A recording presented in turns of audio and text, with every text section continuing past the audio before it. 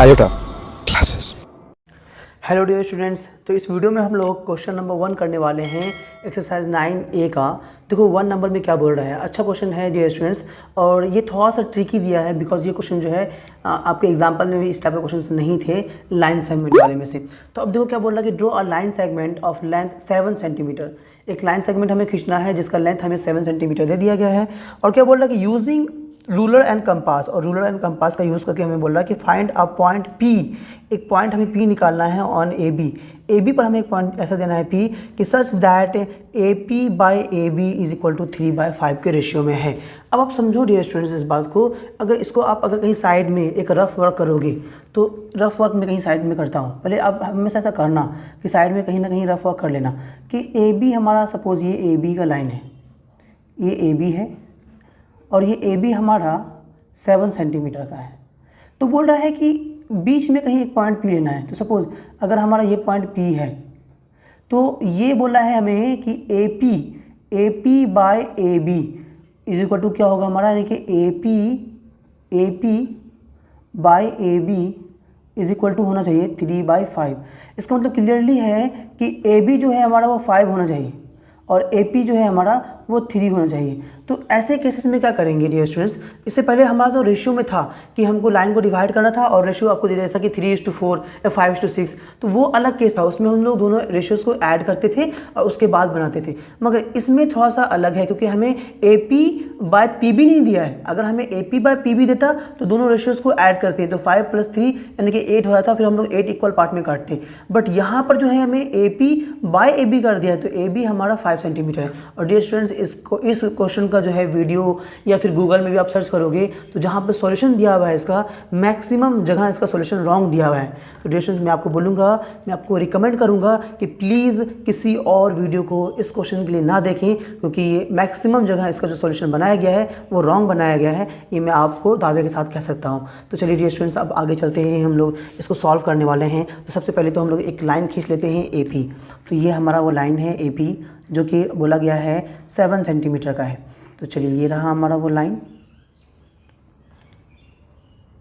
7 centimetre का, ये हो गया हमारा ये 7 सेंटीमीटर का ये लाइन AP। अब क्या करेंगे डियर स्टूडेंट्स, अब हम इसको यहाँ पर नेमिंग करते हैं। ये हो गया हमारा A और यहाँ हो गया हमारा B। AB एक लाइन खींच लिया है जो कि 7 सेंटीमीटर का है, तो ये 7 सेंटीमीटर मैंने लिख दिया। अब हमें इसको डिवाइड करना है, बीच में कहीं एक पॉइंट P लेना है जो कि किस में होगा, जिसका रेशियो हमारा 3:5 के रेशियो में होना चाहिए।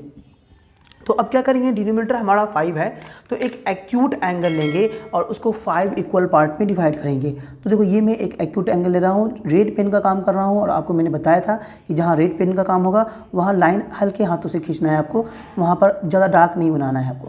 तो इसलिए मैं यहाँ पर रेड पेन का काम कर रहा हूँ। अब देखो ये खींच लिया है मैंने, अब इसको 5 इक्वल पार्ट में डिवाइड कर रहा हूँ। 5 इक्वल पार्ट में तो मैं आप बेटर यही होगा कि स्केल से हर एक पार्ट का जो है आप 1 सेंटीमीटर को एक पार्ट ले लो। तो ये 1 सेंटीमीटर, ये मैंने एग्जांपल में बहुत अच्छी तरीके से समझाया है कैसे, तो आप ज़रूर देखना जाके एग्जांपल्स को। तो ये एक पार्ट हो गया, ये सेकेंड पार्ट हो गया, ये थर्ड पार्ट हो गया, ये फोर्थ पार्ट हो गया, ये फिफ्थ पार्ट हो गया। 5 इक्वल पार्ट में हमारे कट गया है। अब इस लाइन का जो है मैं नेमिंग भी कर दे रहा हूँ डियर स्टूडेंट्स। तो चलिए ये लाइन हमारा, मैं इसका नेमिंग कर दे रहा हूँ कि ये हमारा X है, AX हमारा एक लाइन है। इसको जो है हम लोग डियर स्टूडेंट्स 5 पार्ट में काटे हैं, तो इसका जो है नेमिंग मैं पाँचों पार्ट का वो कर दे रहा हूँ। तो इसको मैं A1, A2, A3, A4 and A5 कर रहे हैं।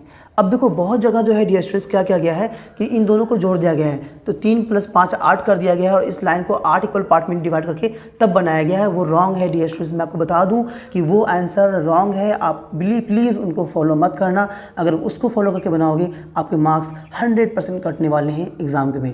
तो अब क्या करेंगे डियर स्टूडेंट्स, अब हम लोग इसके लास्ट एंड को B से मिला देंगे। तो चलिए मैं इसको मिलाने जा रहा हूँ। ये ऐसा डियर स्टूडेंट हम लोगों ने इसलिए किया है क्योंकि हमें A P by A B दिया है। ए पी जो मिलेगा वो ए पी बाय पूरा है, ए बी हमें दिया हुआ है 3/5, इसलिए 5 ही इक्वल पार्ट में कटा है। अगर A P by P B हमें दे देता तो इन दोनों को फिर हम ऐड करते, 3 + 5 8 हो जाता, तो इस लाइन को 8 इक्वल पार्ट में डिवाइड करते डियर स्टूडेंट्स। चलिए अब आगे कर रहे हैं क्या कि ऊपर 3 है तो 3 से हम लोग एक पैरेलल लाइन खींचेंगे, A3 से एक पैरेलल लाइन खींचेंगे और हमारा काम हो जाएगा। पैरेलल लाइन खींचने के लिए मैंने आपको पहले भी बहुत बार बताया है कि कंपास को कहीं भी फिक्स कर लो और उसके बाद यहाँ रखो और एक आर्क ले लो। तो ये आर्क हम लोगों ने ले लिया है। जितना भी मैं काम रेड पेन से कर रहा हूँ ये सारे काम हल्के हाथों से करना है आपको। अब उसके बाद ये 3 से हमें खींचना है तो फिर 3 पे रखेंगे और एक आर्क यहाँ से भी हम लोग ले लेंगे। तो ये आर्क हम लोगों ने यहाँ भी ले लिया। देन उसके बाद डियर स्टूडेंट्स इस आर्क को मेज़र कर लेंगे। तो ये आर्क को अपन मेज़र कर रहे हैं, ये कर लिया मेज़र।